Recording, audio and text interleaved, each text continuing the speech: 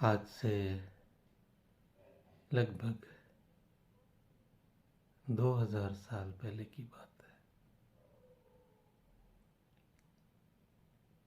है। रात का समय था। चारों ओर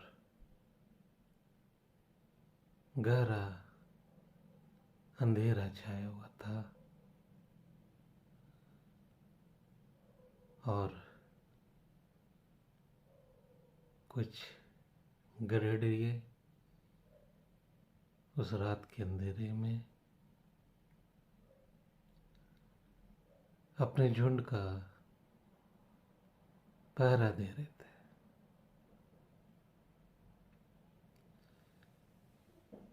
सदियों से एक मसीहा आने का इंतजार था।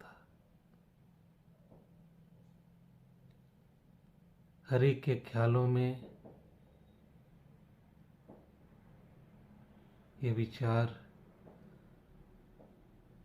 था कि कभी न कभी वो मसीहा इस दुनिया में आएंगे और हमें छुटकारा का संदेश देंगे, उद्धार का सुसमाचार सुनाएंगे।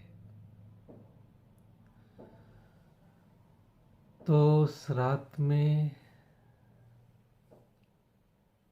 झुंड के पहरा देते हुए ये गधेड़िए बैठे हुए थे। शायद कुछ मायूसी भी उनमें थी। भविष्य को लेकर एक चिंता भी शायद था। एक अंधेरा का वातावरण था और अचानक उनके चारों ओर एक ज्योति चमकी। स्वर्गदूत प्रकट हुए और कहा, आज तुम्हारे लिए एक उद्धारकर्ता का जन्म हुआ है। क्या ही वो खुशखबरी थी प्रियो।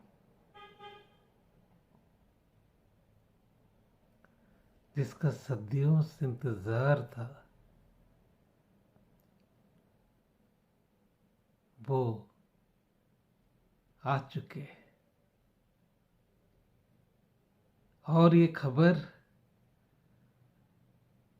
उन गधेड़ियों को मिल रहा है। कितना वो अपने आप को खुशनसीब महसूस किए जब ये सुसमाचार की घोषणा उन तक पहुंची।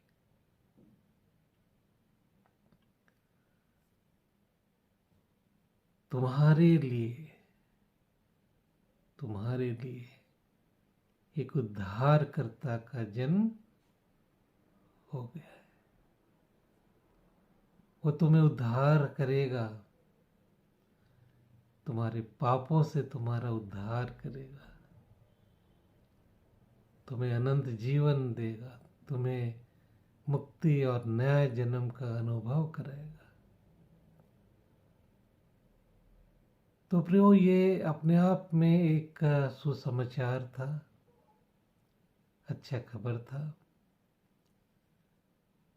और स्वर्गदूत कहते हैं कि ये समाचार सिर्फ एक अच्छा समाचार नहीं है, ये केवल एक आनंद का अच्छा समाचार भी नहीं है, ये बहुत बड़े आनंद का अच्छा समाचार है। मतलब कितने सारे विशेषण जोड़ दिए गए इस समाचार को व्यक्त करने में। एक तो अच्छा समाचार, ऊपर से आनंद का अच्छा समाचार, ऊपर से बड़े आनंद का अच्छा समाचार। तो अगर ये समाचार की सच्चाई आपके अंदर प्रवेश नहीं की है तो आप इस क्रिसमस में हो सकता है थोड़ा मौज मस्ती कर लें, लेकिन खुशी नहीं मिलेगा आपको।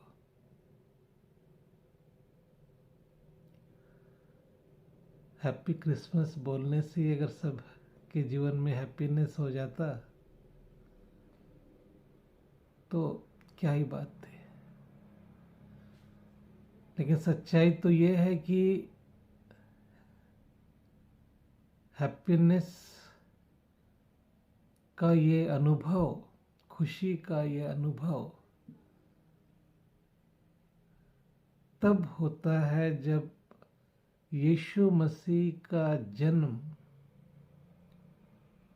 हमारे हृदय के अंदर में होता है, जब उस प्रभु यीशु मसीह को अपने हृदय में स्थान देते हैं।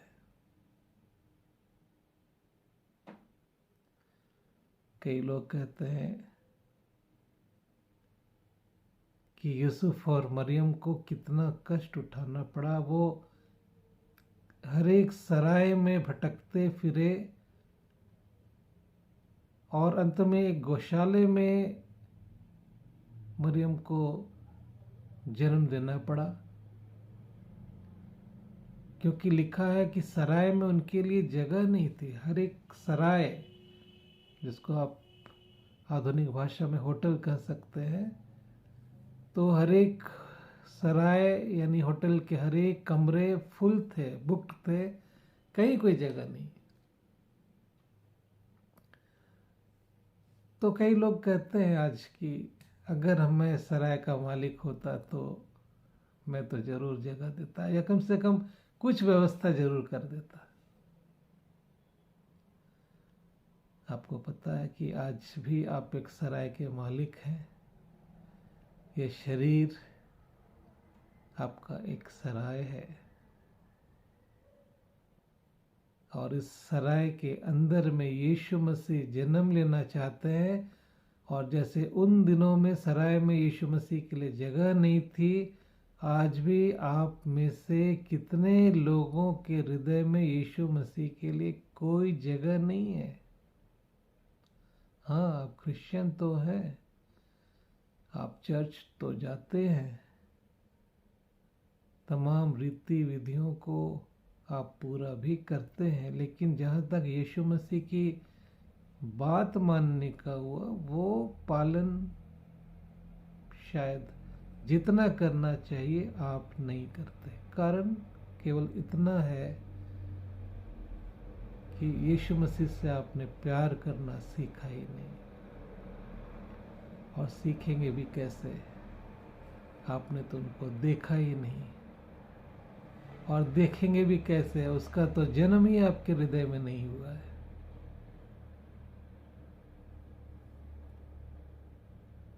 अगर यीशु मसीह का जन्म आपके हृदय में हो जाए तो आप उसको देख पाएंगे, आप उसको अनुभव कर पाएंगे, आपका प्यार उस प्रभु के लिए उमड़ेगा।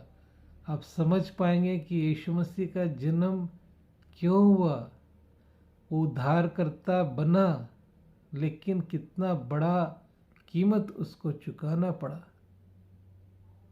अपनी जान की कुर्बानी देकर वो आपको छुड़ाने का उपाय किया, खुद मृत्यु में जाकर के हमें मृत्यु के भय के मारे उस दासत्व से छुड़ाने का रास्ता दिखाया। प्रियो,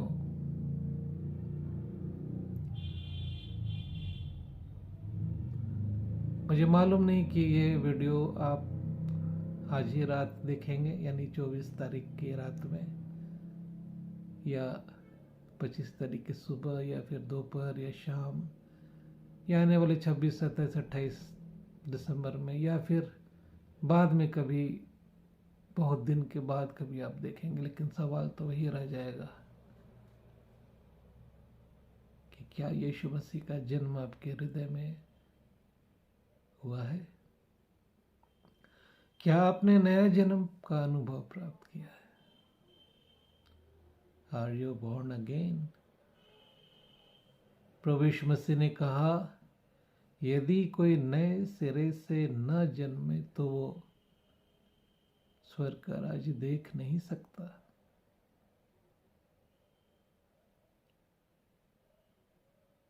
अचंभा न करो कि तुम्हें नए सिरे से जन्म लेना अवश्य है। ये कंपलसरी है, ये ज़रूरी है कि हर एक व्यक्ति का एक नए जन्म का अनुभव हो, एक नए सिरे से जन्म हो, आत्मिक जन्म हो उसका, और तब जीवन की पुस्तक में उसके नाम लिखी जाती है और वो अनंत जीवन का हकदार होता है, क्योंकि लिखा है कि जितनों ने उसे ग्रहण किया, यीशु मसीह को ग्रहण किया, उसने यानी परमेश्वर ने उन्हें अपना संतान होने का अधिकार दिया।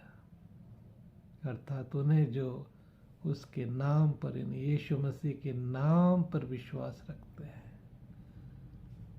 तो यीशु मसीह का नाम पर विश्वास रखने का अर्थ क्या है? यीशु अर्थात पापों से छुड़ाने वाला, उससे अपने पापों की क्षमा का अनुभव प्राप्त कर लेना ही विश्वास है।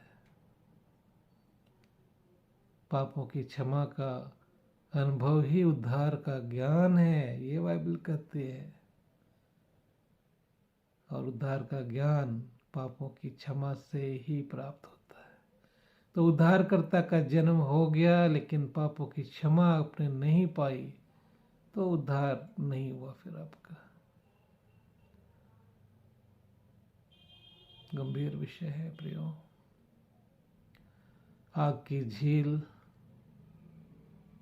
से बचाने के लिए यीशु मसीह आए, लेकिन आप अगर उसको ठुकरा देंगे ना, तो फिर वो आपको कैसे बचाएगा? वो तो कहते एक जगह, कितनी बार मैंने चाहा कि जैसे मुर्गी अपने बच्चों को अपने पंखों तले इकट्ठे कर लेते, वैसे ही मैं तुम्हारे बालकों को इकट्ठे कर लूं, परंतु तुमने नहीं चाहा, और इसलिए देखो तुम्हारा घर तुम्हारे लिए उजाड़ छोड़ा जाता है। उजड़ जाएगी वो सारी जिंदगियां जो यीशु मसीह के शरण में नहीं आते। इस वचन का यही मतलब है। बचाना तो चाह प्रभु यीशु मसीह, लेकिन तुम नहीं चाहे तो फिर तुम्हारा मैं कैसे बचाव करूं? ये कहते हैं प्रभु यीशु। ऐसे और भी बहुत सारी बातें हैं जो मुझे आपको बताना है। मुझे एक सौंपा गया है कि मैं बताऊं उद्धार कैसे पाना है, सच्चाई, अनंत जीवन का आप तक पहुंचाऊं। ये जिम्मेवारी दी गई मुझे, जो मैंने इस चैनल के माध्यम से आप तक पहुंचाने की कोशिश कर रहा हूं। आने वाले दिनों में हर दिन आपको अलग अलग टॉपिक पर ऐसे बहुत सारे वीडियोस मैं दूंगा। लाइक कीजिए, सब्सक्राइब कीजिए, अपने फ्रेंड्स को शेयर कीजिए। व्हाट्सएप में हो चाहे फेसबुक मैसेंजर में हो, ज़्यादा से ज़्यादा शेयर कीजिए। अपने दोस्तों को फ़ोन करके कहिए कि वो इस वीडियोस को देखें, सुने। अगर आपको अच्छा लगा ये वीडियो तो मुझे उम्मीद है कि आपके दोस्तों को भी अच्छा लगेगा। अगर आपको पसंद आया, अगर आपने इस वीडियो से आशीष पाई, अगर आपके दिल से ये संदेश बात कर रहा है, तो आपके दोस्तों से भी करेगा। इसलिए शेयर करने से मत रुकिए, हर दिन कीजिए। मेरा व्हाट्सएप नंबर भी आप चाहे तो नोट कर सकते हैं। हालांकि मैं अभी बहुत जल्दी जवाब नहीं दे पा रहा हूँ। अभी मेरा फोकस 10 दिन तक लगातार यूट्यूब वीडियोस बनाने में है। फिर भी नंबर आप रखिए, कॉल नहीं करिएगा, व्हाट्सएप कीजिएगा 9431500775। ये मेरा नंबर है। व्हाट्सएप करके आप अपने समस्याओं को शेयर कर सकते हैं। मैं प्रेयर करूँगा आपके लिए, समाधान भी बताने का प्रयास करूँगा। लेकिन वीडियोस में जुड़े रहिए, यूट्यूब में जुड़े रहिए। मेरी इच्छा है कि जल्द से जल्द 1 लाख सब्सक्राइबर इस चैनल में हो जाए। अगर आप सहयोग करेंगे तो शायद 1 हफ्ता में हो जाएगा, 7 दिन में हो जाएगा, पर 10 दिन है हमारे हाथ में 1 जनवरी तक। अभी सिर्फ 36 सब्सक्राइबर है और 1 लाख 1 तारीख तक, ये कैसे होगा सवाल है। अगर आप शेयर करेंगे हर दिन तो हो जाएगा, मुझे भरोसा है। चलिए मिलते हैं फिर एक नए वीडियो में। प्रभु आप सबको आशीष दे, आपको सुरक्षित रखे, भला चंगा रखे, उन्नति आपके जीवन में हो, खुशहाली हो, आनंद हो, आनंद का सुसमाचार आपको मिले और ज़िंदगी बड़े खुशी से कटे। यही दुआ है आपके लिए। God bless you, take care. मिलते हैं फिर अगले वीडियो।